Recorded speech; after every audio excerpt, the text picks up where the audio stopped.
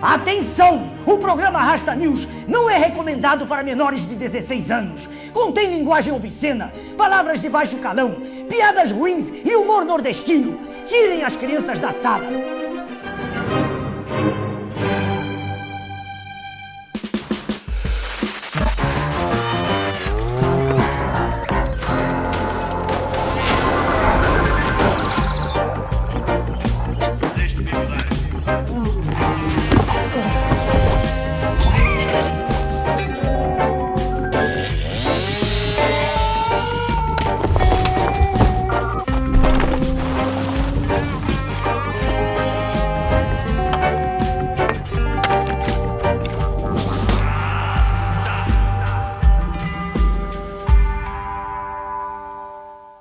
Boa noite, embaixadores, boa noite, raça e rastas. Sejam bem-vindos a mais um Rasta News, o seu jornal semanal isento de notícias. Ilustres, boladões ou apenas os mesmos falastrões de outrora, buscando o nosso voto. No Rasta News de hoje, falaremos sobre as 3 pedrinhas do amor que se propõem a mudar e mandar no Bostil, prometendo pegar um país de merda e transformá-lo em uma merda de país. No Rasta News de hoje, eleições flopadas 2026. De tempos em tempos, o brasileirinho é desconsensualmente convidado às urnas para a festa da democracia. Você gosta de votar? Você gosta de batata? Você gosta mais de votar ou de batata? Eu gosto mais de votar e gosto mais de batata também. Não importa! Tem que participar da festa da democracia mesmo assim. Me chamaram para uma suruba e chamaram de romance. Para compreender a dinâmica desta farândola, vamos examinar um pouco de como cada personagem se apresenta e como ele retrata os seus adversários. E por fim, falaremos do eleitor e como ele assiste a tudo isso. Comecemos com o candidato do amor, Luiz Inácio Lula da Silva. A alma mais honesta deste país, Lula se apresenta como realizador de um destino manifesto. Desde a chegada dos portugueses em 1500, o Brasil foi governado pela extrema-direita. De Dom Manuel a Fernando Henrique Cardoso, a nação foi vilipendiada e abusada pelas elites brancas do zóio azul, que já não gostava de pobre nas caravelas e até hoje não quer vê-lo no avião nem na universidade. Tamanha injustiça só pode ser corrigida por este homem que carrega em suas entranhas, no seu sangue, as dores de pretos, pardos, mestiços, indígenas, mulheres e travestis, caprinos e torcedores do Vasco. As últimas 2 décadas em que seu partido governou o país foram todas dedicadas a um único propósito: fazer com que o brasileirinho possa tomar café da manhã, almoçar e jantar. Para alcançar tal feito tão hercúleo, Lula só precisa do seu voto mais uma vez. Afinal, não se desfaz 500 anos de extrema-direita com um mandato, nem com 2, nem muito menos com 3. Mas agora vai, diz leitor. Entretanto, Lula precisa enfrentar os seus inimigos. Flávio Bolsonaro, filho do golpista que tentou abolir a democracia e o Estado de Direito com um temível exército de velhinhas armadas, de batons e formadas por serviços secretos de inteligência a serviço dos Estados States, através de corrente de WhatsApp fabricada no PowerPoint de um Lenovo. Não tem coisa mais de pobre que um Lenovo, né? Chega o Lenovo, eita, o Lenovo consegue ser mais lento que um Kindle. Abre o Linux aí, ó, programa o Paint pra eu fazer aqui o banner, pra eu mandar mamadeira de piroca. Porra! Caso eleito, Flávio Bolsonaro representaria um risco à democracia, trazendo de volta a ditadura militar, deixando o brasileirinho sem as tão sonhadas refeições diárias, sem amor, sem esperança e sem filme de 2 horas e meia do Wagner Moura, dizem estudos. Já falei que é 1977. Olha a foto do Geisel aí, porra. Eu confesso que a visão do Lula sobre o MBL é um pouco obscura pra mim. Que o Lula tende a tratar desse assunto mais indiretamente, mas judicialmente. Flávio Bolsonaro é um inimigo muito mais claro, né, meu irmão? Tá ali no Tropa de Elite, é o Rocha, é o Capitão Fábio, né? Mas o MBL, né, se o Lula olha pro MBL hoje, né, anos depois do impeachment que elegeu alguns deputados, a pergunta é, quem é o MBL no Tropa de Elite, né? Que tipo de estudante maconheiro, fala fina, é esse? Esse japonês com cara de pobre, por que é que ele não tá assustando o resto da população que vai fazer o Enem, hein? Imagina o Lula ali, ó, mó tiozão, meu irmão, aí abre o Galaxy da Janja pra ver se a fezinha no tigrinho deu certo, né? E aí ele vê uma menina que parece o Hellraiser com uma peruca azul, falando sobre o destino da política no país. Aí, de lá nada, parece ali uma Hermione Dondoca do Passaporte Italiano. Aí, de repente, ali o Nhonho sai da Vila do Chaves, vira engenheiro e passa a apavorar os franelinha na rua pra postar no TikTok, hein? Eu fico imaginando ele ali, né? Que tipo de fascista é esse, meu companheiro? Mas chega de Lula. Olhemos Flávio. Flávio se apresenta como herdeiro legítimo de Jair Bolsonaro, nomeado pelo capitão do povo, himself, diretamente do cárcere. Uma mistura carioca de Telêmaco com Cinderela, com direito a madrasta megera e sapatilha de cristal da marca Vorcaro. Flávio se apresenta como a única saída para um país que foi sequestrado por uma quadrilha de narcoterroristas que querem destruir a família e instaurar uma ditadura comunista no país. Ou é Flávio ou é Lula. Flávio e boa parte dos seus apoiadores apresentam Lula como o chefe desta suposta quadrilha, a peça principal que une e financia o movimento esquerdista na América Latina, além de ser um homem que aparelhou a máquina pública a ponto de se tornar intocável, escapando da cadeia numa canetada de juiz, vivendo sempre seguro de que pode mandar investigar qualquer coisa sua sem o mínimo perigo de que alguma prova possa ser interpretada em seu desfavor. Quanto ao MBL, esse é enxergado como uma linha auxiliar do PT, meninos entusiasmados que vão disputar uma margem de erro que poderá lhe custar as eleições em um segundo turno que já é dele. O movimento Brasil Livre apresenta-se hoje em dia como o único representante à direita com capacidade para enfrentar tanto Lula quanto Flávio Bolsonaro. Lula é apresentado por eles como um dos maiores criminosos de um dos partidos mais corruptos da história do país, partido esse que eles ajudaram a combater ao marchar para Brasília, agitando o impeachment da presidenta Dilma Rousseff. Já o Flávio Bolsonaro é visto como um símbolo de tudo aquilo que não presta na direita, o filho pródigo pelo qual Jair Bolsonaro prostituiu a oportunidade que teve como presidente da República para poder proteger. O escândalo das rachadinhas, a indicação do Aras para PGR, o fundão eleitoral... Eita, não, esse não incomoda mais não. Errei aqui, foi mal.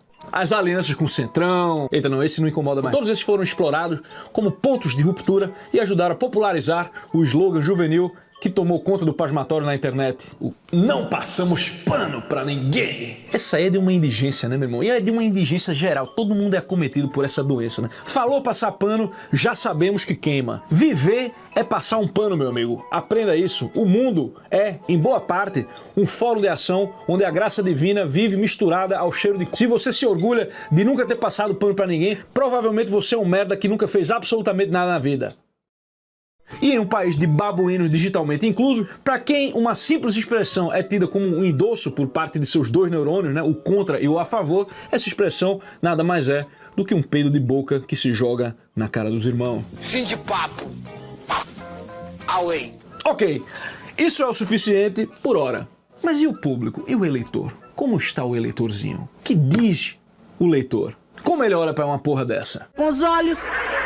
De acordo com pesquisa mostrada pelo jornal da Globo News, parece que o ânimo eleitoreiro do brasileirinho está cada vez mais médio. De agosto de 2022 para agosto de 2026, a percentagem de pessoas que considera a eleição muito importante baixou de 50% para 32%. Os que consideram importante, mas não muito, subiram de 34% para 38%. Mais ou menos foi ali de 6% para 10%, e pouco importante de 5% para 8%, e a turma do foda-se, meu irmão, cresceu de 4% para 11%. É como se o brasileiro tivesse finalmente abraçado o amor médio. A maioria ainda disse, né, beleza, vou ter que me importar, né? Da mesma maneira que eu digo que eu amo a minha família no Natal, né? Agora, a minha galera aí da Legião da Má Vontade quase triplicou, isso aí é uma vitória, meu amigo. Legião da Má Vontade, junte-se a nós, mas não contem com a nossa ajuda. Mas o mais interessante dessa coisa toda é ver que onde essa baixa foi maior foi justamente no eleitorado da esquerda. Não que eu acho que isso mude alguma coisa. O esquerdista, ele ainda vai lá votar no Lula, mas ele tá bem menos animado. Nada de novo abaixo do sol, né? Afinal, o esquerdista ele toma no furico hoje e amanhã ele toma no furico de novo. Ele não sabe o que ele fez. E o problema sempre vai ser que o candidato não era de esquerda o suficiente. Ao mesmo tempo, o eleitorado de direita está mais rachado que o cockpit da nave da Xuxa, ao ver Flávio Bolsonaro cada vez mais acuado, baixa energia, alto cortisol, sem querer antagonizar as instituições, mais próximo do centrão e gerando alguns desentendimentos com lideranças antes abertamente bolsonaristas. Mas também não parece que esse eleitorado vai abrir mão de votar nele significativamente, né? É nesse marasmo que o Partido Missão tem ganhado algum entusiasmo, com uma retórica de direita Chenner, o uso de slogans como prendeu, matou e o futuro é bumbum guloso. É tipo se Júlio Zévolas e Curtis Yarvin fossem ali na suruba, na tarica do René Negrão. Umas camisas preta ali, estilo Insider by Mussolini, e uma onça meio ancap que os garantiu a alcunha de felinas pelos seus detratores. Outrora, colaboradores. A coisa parece voltada a apetecer ao adolescente Ed, que usa expressões como mogar e refutar. Pitoresco? Talvez. Mas tem funcionado, pois a missão vem crescendo entre a geração Z. A pesquisa Atlas Intel indica que Renan Santos atinge entre 18,6% e 24% das intenções de voto entre jovens de 16 a 24 anos, consolidando a segunda posição. Simultaneamente, o Datafolha mostra o pré-candidato com 6 a 10% no mesmo nicho, superando a média nacional de 3%.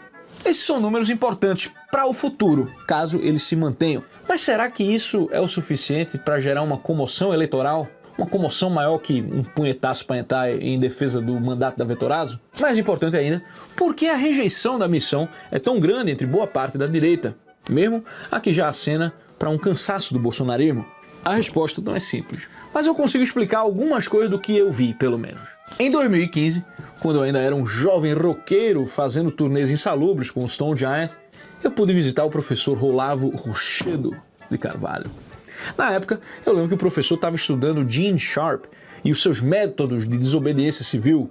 O contexto era justamente a revolta dos caminhoneiros de fevereiro, algo que ele considerou um momento único durante a redemocratização e uma janela de oportunidade. A percepção de Olavo era basicamente a seguinte: os políticos e a elite burocrática não sabiam o que fazer, mas o povo sabia. A pressão dos caminhoneiros era um meio de ação real, uma figura, né? Uma força que ameaçava o establishment verdadeiramente. Se eu o entendi direito, ele achava que os caminhoneiros deveriam derrubar não apenas Dilma, mas a república inteira, que então teria que passar por um período de democracia plebiscitária direta. Esse era o anarco-olavismo. O Olavo tinha mais fé no povo do que qualquer esquerdista mesmo. Bom, quando o então MBL fez a marcha pela liberdade rumo a Brasília, o Olavo inicialmente apoiou. Mas ele nunca deixou de dizer que focar no impeachment de Dilma seria um erro, que o establishment ofereceria a cabeça dela em troca de se manter. A burocracia seria fortalecida e que perderíamos liberdade em troca de carguinhos e candidaturas. O que aconteceu depois, né? Não prova que o velho estava certo, não. Até porque se a gente for começar a usar esse critério, né? A gente vai ter que admitir que o Olavo estava certo aproximadamente 147% das vezes. Mas ajuda ali a compreender uma parte importante da rejeição que o MBL provoca até hoje na direita. E é aqui que o slogan Brasil Livre começa a encontrar alguns problemas com o significado da palavra liberdade. Durante a pandemia, por exemplo, Arthur Duval criticou Bruno Covas dizendo que ele teria feito uma quarentena mais rígida no momento certo. Meses depois, criticando João Dória, ele ainda foi mais específico, disse que o governador não fez o lockdown no começo como deveria. Veja, você pode defender o lockdown, tá certo? Você pode argumentar que havia uma emergência sanitária, externalidades, hospital lotado, idoso morrendo e o escambau, certo? Tudo bem. Só que tem um sabor muito de hambúrguer vegano quando o sujeito que sai do movimento Brasil Livre chega pra você e diz: olha, você tá livre para permanecer dentro da sua casa até segunda ordem. Mas não paremos por aí. Arthur Duval chegou a defender na cara de Monark a censura do seu canal e a criminalização de suas falas sobre as urnas, sendo prontamente chamado por Monark de ditador. Se você tentar acessar o canal do YouTube do Monark, fala que no Brasil não tá disponível mais. Mas por causa dessa live agora? Não sei, acabou de acontecer. Por causa que eu divulguei a live do argentino lá, provavelmente. Com certeza por isso. Sim, o que é crime agora, aparentemente? Sim. O quê? Divulgar um conteúdo e falar, Sim. olha, isso aconteceu? Sim. E você concorda com Sim. isso? Você concorda com Sim. isso? Então você é um ditador, cara. Não. Na discussão sobre vacinação obrigatória, Kim Kataguiri defendeu publicamente a obrigatoriedade da vacina. Arthur Duval também. Durante a campanha do prefeito de São Paulo, ele declarou que era favorável à vacinação obrigatória desde que a vacina tivesse a certificação da Anvisa. De novo, você pode achar que isso é o correto, certo? Você pode achar que saúde pública justifica a coerção. O ponto aqui não é discutir a vacina, é perceber que essa palavra liberdade, quando ela é confrontada com determinadas emergências, ela começou a ser acompanhada de um grande asterisco, um grande veja bem, do tamanho do ministro Alexandre. E por falar nele, chegamos ao caso de Alan dos Santos. Quando Alexandre de Moraes decretou sua prisão preventiva e o Brasil iniciou um processo para tentar extraditá-lo dos Estados Unidos, Kim Kataguiri não ficou ali sentado observando. Em novembro de 2021, ele apresentou uma notícia-crime ao Ministério Público Federal contra o então secretário nacional de Justiça, Vicente Santini, acusando de tentar retardar a extradição de Alan. Posteriormente, Moraes arquivou ali a investigação contra Santini, afirmando não haver indícios de infração penal na atuação dele. E o processo de extradição do Alan também encontra resistência no próprio Estados Unidos, né, meu irmão? Que não é essa zureta, porque parte das imputações brasileiras envolvendo crimes contra a honra esbarrava nas proteções americanas de liberdade de expressão. Então veja a ironia da coisa, né? O Brasil Livre nasceu combatendo um establishment, acusando de utilizar as instituições para esmagar os adversários políticos. Alguns anos depois, e não foi nem muito tempo, um de seus principais representantes estava ali acionando o Ministério Público contra um funcionário público acusado de não colaborar suficientemente rápido com um processo que levaria um adversário político de volta ao Brasil para ser preso. E se alguém disser que tudo isso ficou no passado, me parece que o Partido Missão resolveu atualizar o software. Em março desse ano, Kim Kataguiri apresentou um projeto tornando obrigatória a doação de sangue por parte de presos dos regimes fechado e semiaberto, a cada 90 dias, considerando a recusa injustificada uma falta grave. Eu não estou inventando. O deputado liberal apresentou um projeto no qual o Estado pode chegar ao preso e dizer: meu amigo, ó, além da liberdade, a gente vai precisar também de uns 450 ml do seu sangue. Poucos meses depois, ele apresentou outro projeto permitindo que a proibição do uso de redes sociais seja aplicada como medida cautelar, pena restritiva de direitos, efeito da condenação e condição da execução penal. E no ano passado, ele propôs ainda proibir o funcionamento de partidos políticos comunistas e socialistas e restringir os símbolos e terminologias associados ao comunismo. Bom, eu sei que o argumento é: comunista é totalitário, criminoso precisa ser punido, preso tem que contribuir para a sociedade, né? A rede social não é um direito humano, né? Tudo bem, pode ser. Mas perceba, como sempre existe uma excelente justificativa para o Estado mandar na vida do outro. Sempre tem. Seria injusto dizer que o MBL simplesmente apoiou todo e qualquer abuso institucional, né? O Kim, por exemplo, criticou a prisão de Daniel Silveira em diversas ocasiões e ele atacou as extrapolações do Supremo. Só que esse é exatamente o ponto. A gente não está falando de uma organização coerentemente autoritária. A gente está falando de uma organização cuja concepção de liberdade parece ser um grande moda a caralho. Ela adquire uma flexibilidade, meu amigo, enorme, conforme quem está sendo coagido e por qual motivo. E talvez seja daí que venha parte daquele sentimento difícil de medir nas pesquisas. Para uma parcela significativa da direita, o problema com o MBL é a sensação de que aqueles jovens que apareceram prometendo enfrentar o sistema rapidamente se engraçaram com a sanha de operá-lo. Os escândalos do governo Bolsonaro foram explorados ali e deram um ar de vanglória acerca da sua própria pureza.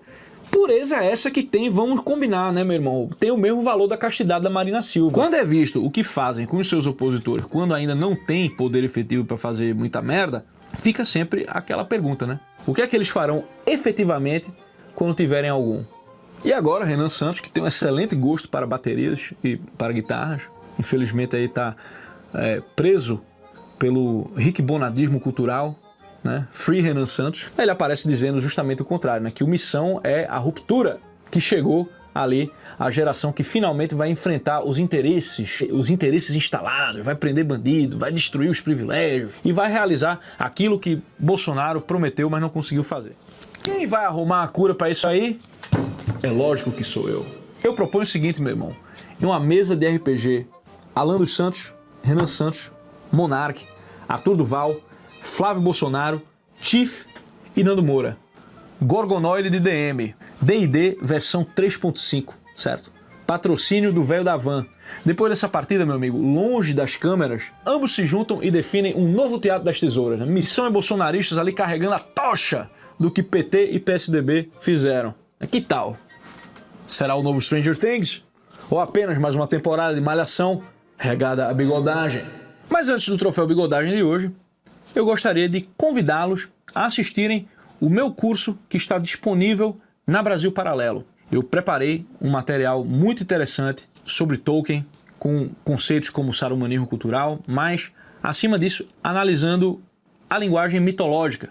Junto desse curso sobre Tolkien, eu anexei também um mini curso sobre música, com tudo aquilo que você precisa saber quando você está escutando uma melodia. Um curso que vai além das anedotas históricas, além da análise de estilo, um curso que trata da música nos seus próprios elementos como ela se apresenta ao ouvinte e em termos que até as pessoas que não são educadas musicalmente podem aproveitar. Então é realmente para todo mundo. Assinem esse curso. Vejo todos vocês lá. Vai! E falando em bigodagem, é hora do nosso Troféu Bigodagem.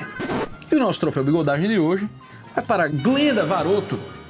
A Espectro Cinza é uma feminista, conciliacionista, defensora do aborto e até pouco tempo atrás, uma das caras que o Partido Missão pretendia apresentar como renovação da direita brasileira. É uma espécie de experimento antropológico, né, meu irmão? Alguém misturou ali liberalismo, feminismo acadêmico, política baseada em evidências e 3 horas de Reddit numa centrífuga. O resultado é o quê, meu irmão? É uma mulher que fala constantemente em liberdade individual, mas que parece descobrir exceções para ela, meu amigo, com a mesma facilidade com que encontra ali um novo estudo na internet. Um dos exemplos mais extraordinários foi a sua proposta de que toda criança brasileira fosse submetida compulsoriamente a um teste de DNA ao nascer, para estabelecer ali a paternidade biológica. A preocupação com a fraude de paternidade parece até ser legítima, né? Só que o método tem aquele charme do sarumanismo cultural do tecnocrata. Diante de um problema social, em vez de perguntar até onde o Estado deve ir, ela já pergunta logo quantos cotonetes vão ser necessários para catalogar geneticamente a próxima geração, né, meu irmão? A criança ainda nem aprendeu a mamar e já está participando ali da política baseada em evidências. Glenda recentemente saiu do Missão, deixando ali duras críticas ao partido nos podcasts onde ela é recebida. E tá aí um negócio que precisa ser dito em relação ao arrependimento, ok? É realmente louvável, certo? É louvável o ser humano ter a capacidade de dizer: galera, errei, né? A gente precisa de mais disso. Mas é necessário que o reconhecimento do erro seja acompanhado de um bom período de reflexão silenciosa, da devida contrição e do compromisso de evitar as ocasiões do erro. No mundo da política, essa verdade tão simples da condição humana parece não existir, absolutamente. A pessoa transforma a admissão tácita de que a sua capacidade de julgamento é tão ruim a ponto de fazê-la dedicar-se tanto tempo a algo errado, e ela já sai ensinando como é que as pessoas podem aprimorar os seus juízos. Aí fica que nem a Cíntia Chagas, né? 3 divórcios, 3 vezes dizendo minhas escolhas são péssimas, não me escutem, eu me engano com frequência, e aí dando dicas de sabedoria sobre relacionamento. É por essa defesa de políticas por cujos efeitos nefastos ela jamais se responsabilizará, e por essa tendência a dobrar a aposta quando confrontada com a falha do seu próprio julgamento, que vai a Espectro Cinza o nosso troféu, um jogador de bigodagem. Rasta, o que acha de mêsversário de bebê? É mais uma maneira cafona de se endividar que o emergente encontrou, né? Intancável. Rasta, 32 anos e desperdicei 5 anos num curso que não trabalho na área. Perdido e sem vocação para nada. É que você confundiu vocação com o que alguém faz para ganhar dinheiro, né, meu irmão? Você viu que meteram uma estátua do diabo no Ceará? Como que tanca?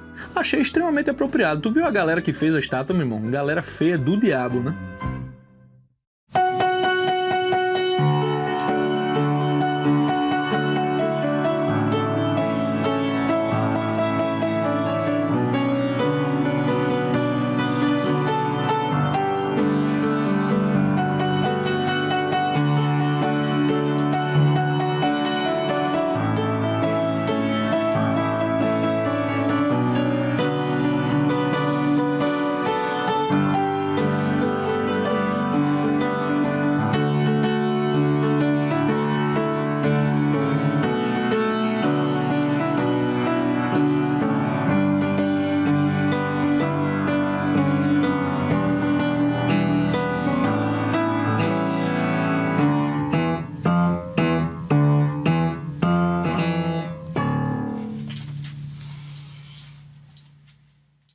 Eu vim anunciar pra vocês que já saiu o meu próprio programa, o Beorn Show. É uma comédia incrível pra toda a família assistir junta. Se você tá procurando um conteúdo com boas mensagens e hilário de verdade pra assistir e rir junto dos seus filhos, é a sua chance. Esse programa une toda a família e eu prometo que o Rasta não fala palavrão neles. Assista agora exclusivamente na plataforma da Brasil Paralelo.